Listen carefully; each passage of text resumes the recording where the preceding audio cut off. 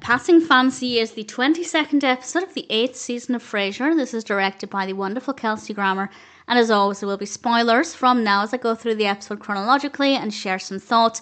This one actually follows on from the previous episode, and as I mentioned in that episode discussion, I do think being a two-parter made sense. Often when shows have two-parters, it feels like it's dragged out far too much. But actually with this one, I quite like the fact that it's two parts. I think we got a decent amount of time with the characters. This one starts with a recap from the previous episode where we met Claire and Lana. And then I didn't really like the first scene. I found it to be really, really boring. For a tremendous amount of time, we're just in the dark with Niles and Daphne in bed. We learned in the previous episode that they were still getting into their sleep rhythm, and this just went on way longer than necessary, so I didn't love that. But then we cut to Frasier and Kirby in the apartment. Frasier is tutoring Kirby. This one's also a very slow scene, but Martin does come in with Eddie, and I love the Eddie story so much. A dog is having a birthday party, and all of the dogs were invited, except Eddie. How mean. Poor little Eddie. Martin's obviously not happy about that. Lana then arrives and we get some comedy about going to prom with Niles, and we find out that things with Claire are moving very slowly. And then we cut to Cafe Nervosa with Frasier and Roz, and Roz wants to get Bruce Springsteen tickets, and this of course means waiting in line all night to be the first there to make sure the tickets don't sell out. And we'll come back to that in a bit. Niles and Daphne then come in and they discuss their sleep problems. Claire then enters the scene, but Lana had told Frasier not to rush things. So Frasier doesn't yet want to ask Claire out, because Lana said, you need to not rush it. And Frasier held on to that for maybe a nanosecond. Claire was talking about how she can't find anybody who enjoys sherry as much as she does. And I feel like she was absolutely hinting for him to ask her out. And he does. He does. He's not taking it slow anymore. He does ask her out. And as the episode progresses, I kind of thought back on that feeling that she was hinting at him to ask her out. But as it progresses, I feel like that's less and less the case. And I just feel like she's maybe a bit clueless to the kind of person Frasier is. Now, considering they've just met, that's not a big statement. But at the same time, I cannot make up my mind whether she was intentionally hinting at him to ask her out, because with her behaviour later on, it just maybe didn't feel like that was the case. I don't know.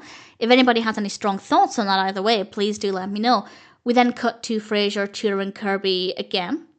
And there's a voice message from Claire, so Lana finds out that Frasier did indeed ask her out, even though he said that he wouldn't.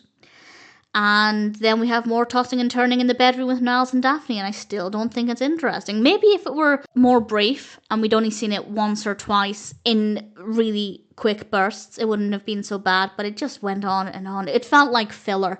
It felt like, and I'm just speculating, I don't actually think they did this, but it just felt like the story was running a little bit short, so they would just extend those clips as long as they needed to fill the gap. I don't think that's what happened, but that's what it felt like.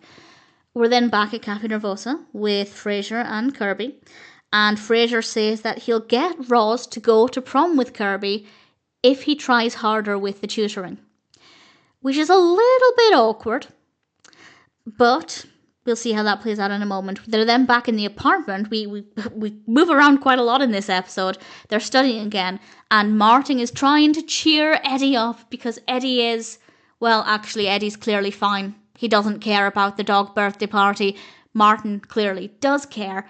But then he gets a phone call. Eddie's invited. How fantastic. Martin is so excited that he rushes out the door. And he left Eddie behind. But what a beautiful dog. Isn't he just... I love him so much. He's so perfect. And I love any story that focuses on Eddie. And Martin's enthusiasm for Eddie as an animal person, as a dog and cat person, more so a cat person, but I love dogs. I love seeing Martin's love for Eddie. Even though he forgot about him in this episode, I feel like it's just so beautiful to witness. And his relationship with Eddie is my favourite relationship in all of Frasier. And I love the dog so much. We then cut to a restaurant. Frasier is there with Claire. Roz is there with Kirby, which I'm still not loving very much, but I guess it's okay. Very nice outfits. Everybody looks very nice. Lana then arrives because Kirby left his camera, and it didn't actually occur to me until that moment that Lana wouldn't know about Roz, that this fully grown woman was going on a date with her son to the high school prom, and she loses it. And part of me doesn't blame her. I don't think she should have lost it as much as she did in public, but at the same time I can understand her reaction. Great dialogue, really great back and forth. This entire scene just plays out so beautifully. And then Claire finds out that she was also used because, of course, Lana only agreed to help Frasier get a date with Claire if he agreed to help tutor Kirby. And honestly, nobody is a winner except us as the viewer, because that scene is just fabulous. Absolutely brilliant scene. And I think there are some lessons there as well. Don't use people because it's not very nice. But I will say, I don't think Claire really had a reason to be angry at Frasier. Frasier didn't really do anything wrong. All he had agreed to do was not ask Claire out in a hurry, and then he did it anyway. So I don't really think Frasier did anything wrong. Do I think Lana was using Frasier for the benefit of Kirby? Yeah, I do. But at the same time, if Kirby needs a tutor, then fair enough. So, not the best behaviour, but for once, I don't think Frasier was making the wrong decision here. In fact, I think he made a lot of right decisions, certainly over this two-parter. But what a fantastic scene.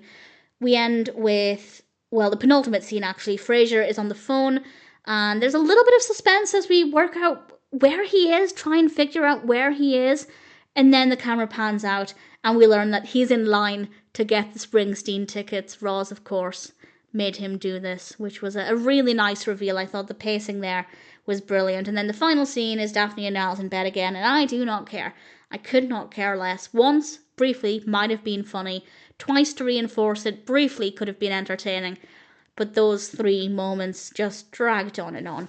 But on the flip side, we have a beautiful part of the story focusing on Eddie, so I can't complain too much. As I said, I feel like this being a 2-parter made a lot of sense.